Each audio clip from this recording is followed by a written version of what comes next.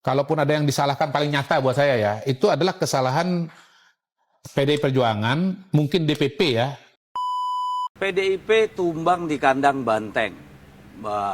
Kalau ngelawan negara pasti tumbang, Pak.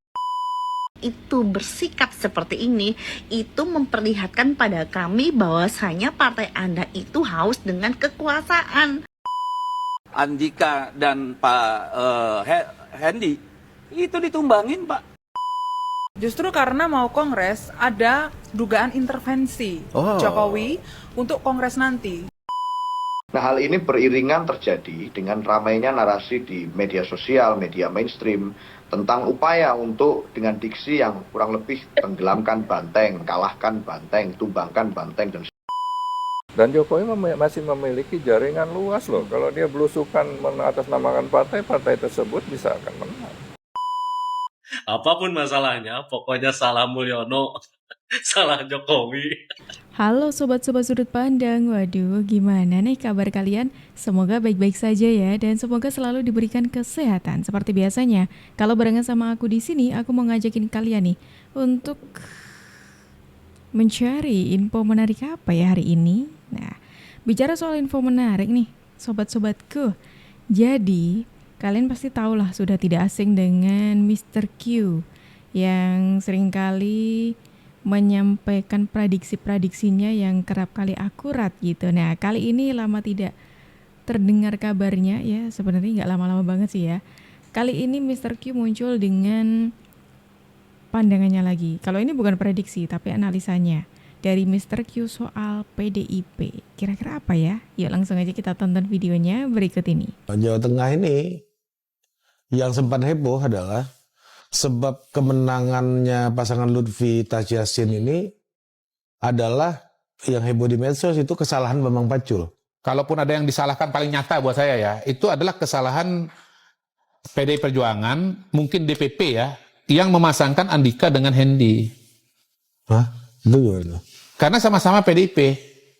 Istilahnya incest, tanda kutip lagi ya. Oh, incest. Political incest. Semua harus memahami bahwa di Jawa Tengah itu ada dua kelompok budaya politik yang sangat besar, yaitu nasionalis dan Nahdliyin, religius, tradisional, Islam tradisional. Nah, Islam tradisional ini tidak tertampung di situ. Kalau wakilnya Andika kemarin dari kalangan ini juga, Gus Yusuf misalnya di PKB, mungkin lain ceritanya. Nah, suara ini menurut saya kumpul di pasangan pasangan Lutfi dan Yassin. Nah, pengelompokan semacam ini kan di Jakarta kan relatif tidak ada ya, cair gitu loh. Nah, di Jakarta PDI Perjuangan tidak menampilkan identitas PDI-nya. Bu Mega disimpan, itu benar. Sementara di Jawa Tengah itu nggak bisa dihilangkan bahwa PDI itu memang kuat dan kental gitu loh, nggak bisa. Orang pasti ngelihat bahwa PDI itu kandangnya kandang banteng dan itu digaungkan oleh orang PDI sendiri berkali-kali. Oh, ini pandangannya, analisanya dari Mr. Q soal pilkada kemarin teman-teman.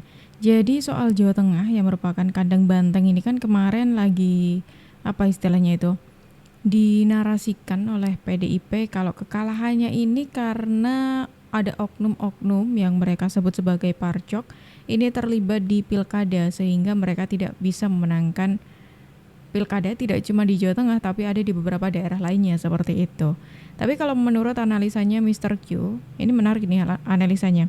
Karena dari karakter yang ada di Jawa Tengah nih ya, ini sebenarnya jadi kekalahannya PDIP kemarin ini tuh sebenarnya jadi hal yang dibuat oleh PDIP sendiri. Dimulai dari memasangkan Pak Andika dengan Pak Hendy yang menurut Mr. Q ini menjadi penyebab dari kekalahannya PDIP di Jawa Tengah. Tapi kalau PDIP sendiri tidak mau mengakui hal itu.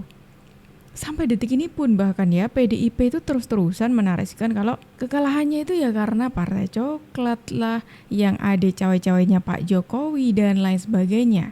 Bahkan ada nih salah seorang kader PDIP, politisi PDIP yang bahkan sampai mengatakan kalau mengistilahkan atau mengibaratkan melawan Pak Jokowi itu kayak melawan negara gitu. Ada sinyalemen Mas Umam bahwa PDIP tumbang di kandang banteng di Jawa Tengah. Gimana Anda menjelaskan itu? PDIP tumbang di kandang banteng. Kalau ngelawan negara pasti tumbang, Pak. Melawan negara? Melawan negara pasti tumbang. Jadi kan partai politik itu. Gini, ini sudah dibicarakan secara resmi. Di Komisi 2 kita mengorek dan itu diakui, bahkan diakui Bawaslu bagaimana PJ bergerak sampai lurah dan RT Kepling kalau di Sumatera Utara. Itu sudah dibicarakan secara resmi. Juga di Komisi 2 sudah diangkat bagaimana oknum-oknum polisi, ini anak buahnya Kapolri ini, bekerja di mana-mana menjadi kontestan pemilu ilegal. Bahkan akhirnya MK mengeluarkan putusan yang mempidanakan mereka kalau sampai ketahuan. Nah, jadi gini, kita harus berterima kasih kepada partisipan pilkada ini, para calon, tim kampanye, kader-kader partai dan rakyat tentunya. Sehingga nggak ada darah yang tumpah di Republik ini. Kan begitu. Tapi kita harus bilang sama polisi, sama ASN, hei kalian tuh dibiayai negara untuk menjaga aturan dan konstitusi. Karena kalau praktek ini diteruskan, negara ini mau jadi apa? Kita ini tidak ada keributan bukan karena hebatnya TNI Polri, Pak. Tapi rakyat kita semakin dewasa. Partai politik makin dewasa, yang nggak dewasa ini yang punya kekuasaan, Pak. Karena itu sangat telanjang. Dan rakyat silakan lihat di berbagai media sosial di bawah bagaimana mereka bilang, suka-suka lu lah. Suka-suka lu lah. Daerah seperti Sumatera Utara, kurang telanjang apa?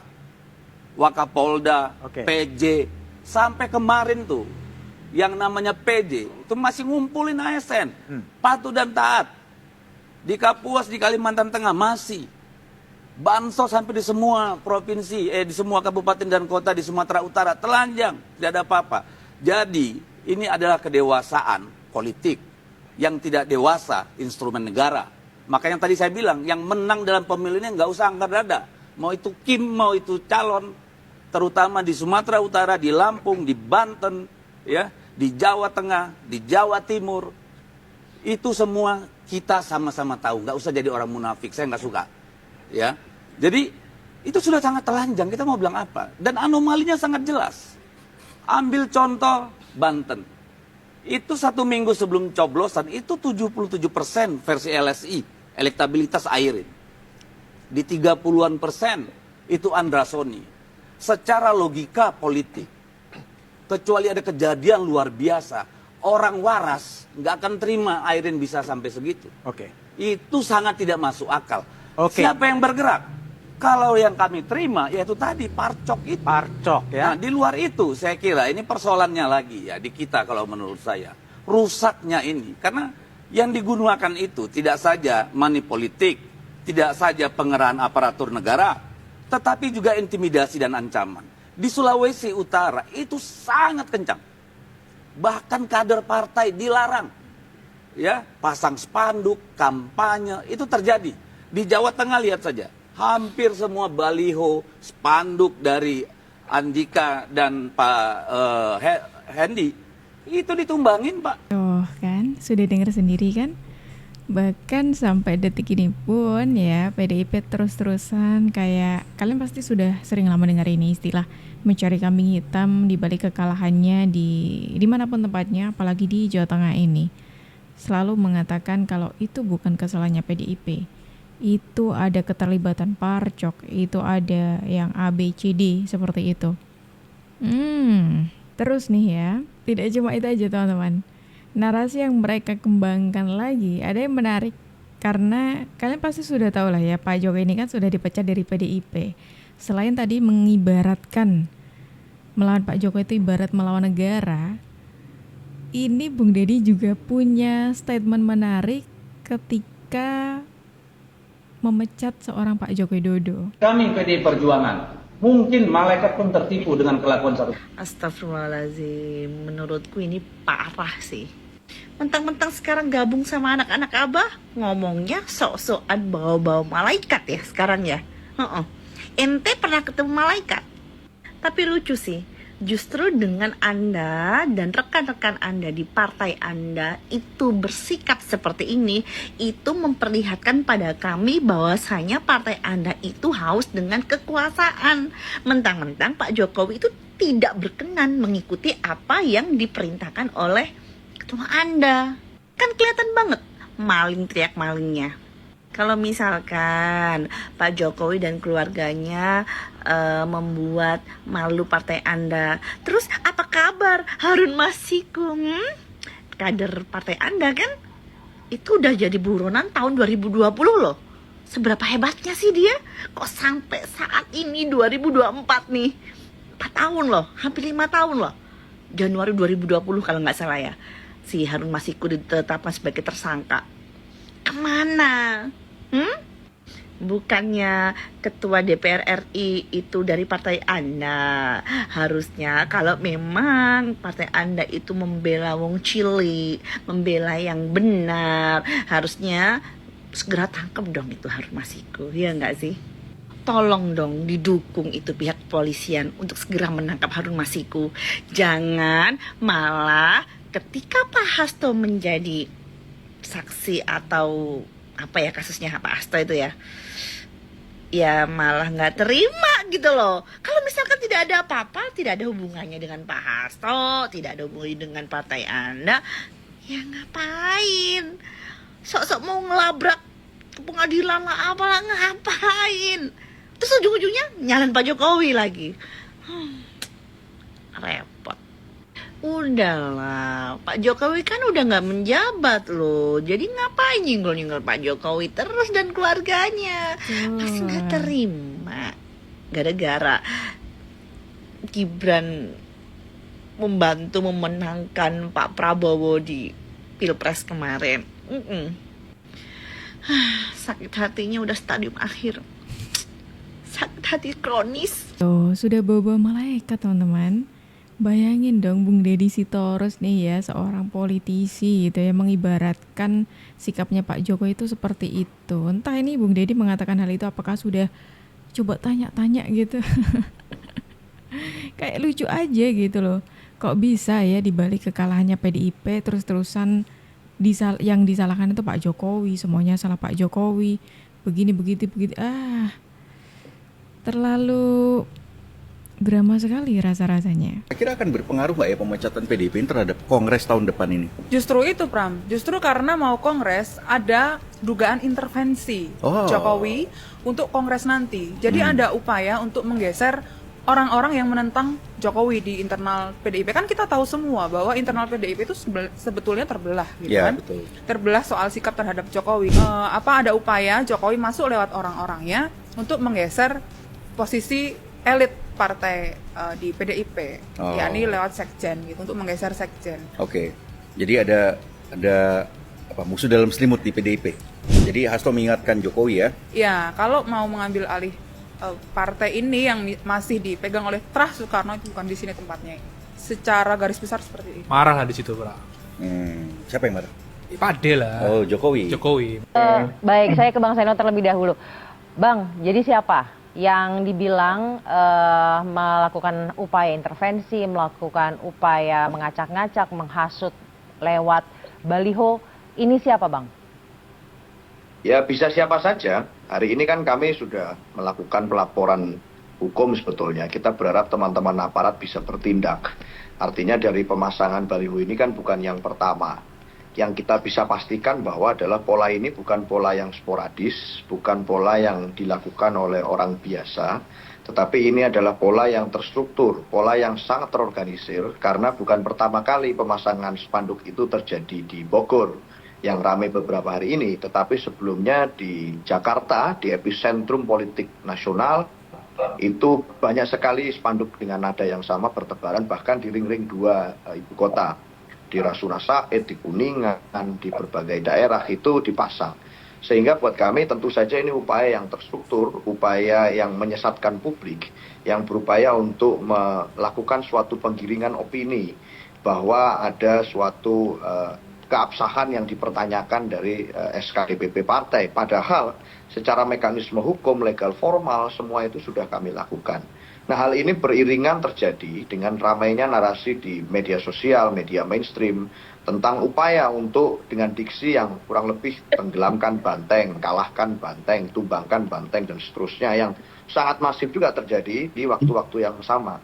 Di saat yang bersamaan, panggilan demi panggilan hukum atas berbagai kasus yang sudah lewat lama itu dilakukan kepada elit-elit partai, pimpinan partai, dan mereka yang bersuara untuk partai. Dan buat saya ini sesuatu yang susah bagi publik, bagi siapapun untuk melihat tidak ada keterkaitan antara satu peristiwa dan peristiwa yang lain. Jadi siapanya, namanya siapa, tentu hari ini kita sedang melakukan penelusuran, kita sedang melakukan eksplorasi, mencari siapa yang kemudian menjadi Sejauh ini yang ditemukan siapa? dibalik. Sejauh ini nama siapa yang menjadi dugaan? Ya bisa siapa saja.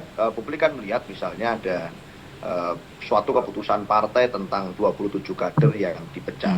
Apakah itu adalah bagian dari reaksi pasca keputusan partai? Ya, hari ini kita masih menelusuri itu.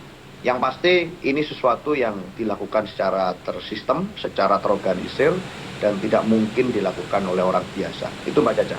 Tuh kan, sudah dengar sendiri ya. Setelah adanya pilkada kemarin yang dari kekalahannya menyudutkan Pak Jokowi, menyalahkan Parcok dan lain sebagainya, sekarang muncul lagi. Ketika menuju Kongres PDIP di 2025, ada lagi narasi yang mereka bangun, yaitu soal intervensi yang dilakukan oleh seseorang. PDIP tidak menjelaskan gamblang, oh itu Pak Jokowi, tapi mengarahkan ke sana. Kayak seperti yang disebutkan oleh Bung Seno tadi dan media yang selalu dikutip oleh barisan-barisan sakit hati gitu ya. Soal intervensi ini diduga dilakukan oleh 27 kader yang sebelumnya sudah dipecat, mungkin seperti itu ya kan. Berarti itu menyudutkan kalau itu Pak Jokowi juga kan, karena di antara 27 kader PDIP kan juga mengumumkan soal pemecatannya Pak Jokowi, ya kan? Entah kenapa ya PDIP kayak terus-terusan menyalahkan semua hal itu ke Pak Joko Widodo. Nah, kita mesti lihat dari konteks proses dari awal sampai akhir gitu. Ya. Jadi saya lihat kalau masalah yang sekarang dinarasikan, ya Jokowi pengkhianat besar. Ya. Tapi kalau dia sebagai kader yang sangat berprestasi di PDIP itu benar. Kalau masalahnya setelah dipecat PDIP, seperti Anda dihukum gitu loh kan, oleh Mahkamah Agung, koruptor. Orang lain tidak mau telepon Anda, bertemu Anda juga tidak mau, menjadi pesakitan gitu ya. Pesakitan. Tetapi Jokowi disambut oleh partai-partai lain, bukan sebagai pesakitan. Bahkan membuka pintu kalau Jokowi mau masuk.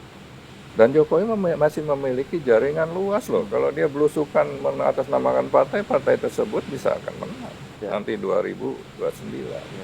Bahkan fenomena lemdak presiden aja nggak terjadi kan pada Jokowi. Jadi bahkan sampai sekarang pun masih gitu. Nah, yang menarik ya, kalau saya lihat ketika pada saat ini Jokowi dikatakan sebagai pengkhianat, ya, bisa boleh aja lah sebagai pengkhianat, karena Megawati dan PDI ingin menampilkan sebagai pihak yang berkuasa. Aku ini bisa mecat presiden loh, gitu loh, mantan presiden aku pecat, jadi saya jauh lebih tinggi. Gitu. Nah, terus ada lagi narasi kedua, demokrasi dirusak, ya, bahwa Jokowi bisa menampilkan anaknya, itu juga yang membuat faktor yang lain yang membuat dia marah juga. Kok anak gua nggak bisa?